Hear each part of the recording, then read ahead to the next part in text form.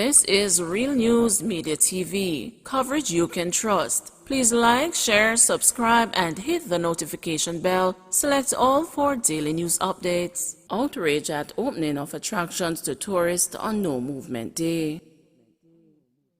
There is outrage among some social media users over the decision to open 2 attractions in St. Anne on Monday, which is designated a No Movement Day to tourists traveling on a cruise ship. The Carnival Sunrise cruise ship is set to dock in Oteria, St. Anne on Monday. A letter dated September 10 from the St. Anne Development Company confirmed that there will be a cruise ship visit to the port of Oterias on Monday. As a result, Dunn's River Falls and Park, as well as Green Grotto Caves, are to be opened from 8:30 a.m. to 4:30 p.m. on the day, said the company that has responsibility for the 2 attractions. We will revert to closure on the other No Movement days as mandated by the Disaster Risk Management Act, the company said.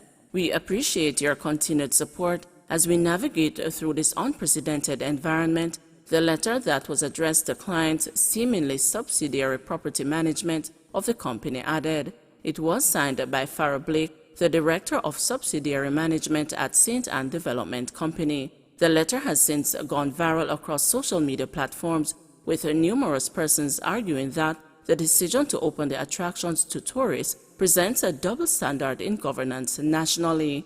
On a No Movement Day, a cruise ship will dock in Jamaica and the visitors will be taken to Dunn's River Falls. The double standard continues. When will this stop? Revolution needed, tweeted a social media user. Added another, Uno don't even realize the foreigners getting privileges over Uno. Uno only have strength for citizens. Dunn's River about to open on a lockdown day, and no citizen cannot go there unless they come in from a resort or the ship. But Uno on here attacking people, she tweeted. Others chanted much the same. Jamaicans are restricted from moving on lockdown days, with exemptions given to certain individuals to move in relation to their specific work agendas on each day. Among the selected groups who are exempted on No Movement days are essential service workers and persons visiting vaccination sites to get vaccinated. The government introduced a series of No Movement days to contain the spread of the novel coronavirus that has resulted in a spike in the rate of infections, hospitalizations, and deaths from the virus locally. In responding to a Twitter user's query on whether the tourist attractions would be open on Monday, Delano Wright, a senior advisor and a strategist at the Tourism Ministry, tweeted, "Arriving fully vaccinated cruise visitors are permitted to visit only establishments within Resilient Corridor, certified by TPDCO, and permitted to travel on trained licensed transport. Huge COVID-19 safety bubble. Workers trained, masked, sanitized, social distance, vax, etc." Quadruple murder in Clarendon. 4 people were rounded up from their houses and killed in Havana Heights, Phase 3 in the wee hours of Sunday morning in what is thought to be a long-running lottery scamming scheme gone bad. The attack took place about 12:10 a.m. Those killed have been identified as 33-year-old Tashana White and her 25-year-old sister Sharona White, Luke Newman, a 19-year-old chef, and Michael Summon, a 25-year-old construction worker. They are all from Havana Heights, Phase 3, in the Denby section of the parish. According to the police report, lawmen were called in by residents who heard loud explosions in the area. The 4 were subsequently found with gunshot wounds to their heads and upper bodies. Both the sisters and Newman were confirmed dead at the Maypin Hospital, and the Summon died while undergoing treatment. The police have indicated that a door was kicked open to gain entry into the victims' houses. It is being theorized that the attack was carried out by several people, as all 3 houses in the yard were ransacked. 2 of those killed were found in the house to the back, which was not the house they lived in. This would indicate that the attackers took them from their house and grouped them all in the house to the back and executed them. From all indications, the shooters escaped on foot and headed in the direction of Fogo Road.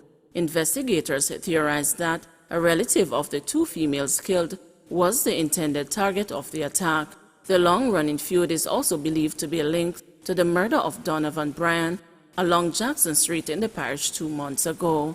This is now the third attack in recent times that has been carried out in the Havana Heights area in which the woman's relative was the intended target. The first attack was in June 2020 and the second was a year later in June 2021.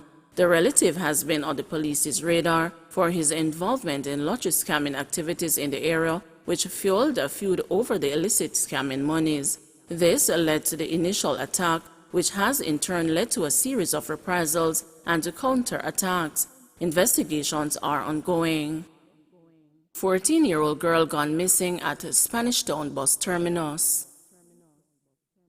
An Ananda alert has been activated for 14-year-old Shakila Morgan, otherwise called Chica, of Williams Lane, Spanish Town in St. Catherine, who has been missing since Friday, September 10. She is of brown complexion, slim build, and about 152 centimeters or 5 feet tall. Reports from the Spanish Town police are that about 3 p.m., Shakila was seen at the Spanish Town bus terminus wearing a pink shorts set and a pair of burgundy slippers. She has not been heard from since then. Anyone knowing the whereabouts of Shakila Morgan is asked to contact the Spanish Town Police at 876-984-2305, the Police 119 emergency number, or the nearest police station. Trade unions predict numerous lawsuits if employers threaten vaccination or dismissal.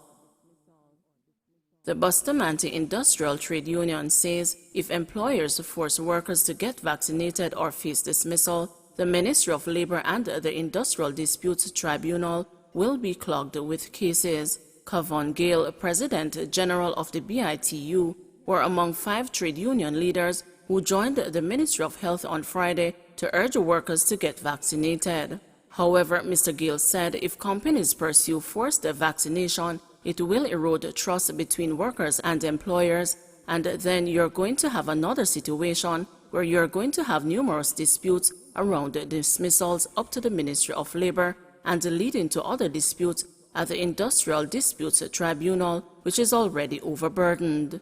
Mr. Gale also noted that the government has not made vaccination mandatory and is cautioning companies against going that route.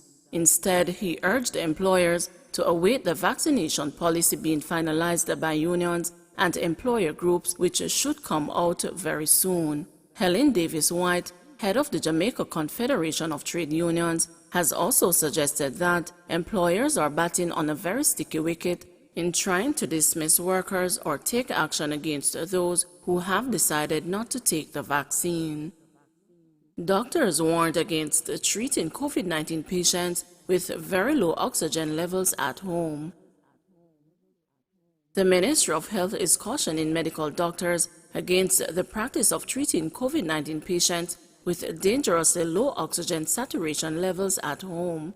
Chief Medical Officer Dr. Jacqueline Besesa McKenzie told the news briefing on Thursday that she is aware of reports of doctors treating patients with as low as 60% oxygenation levels at home.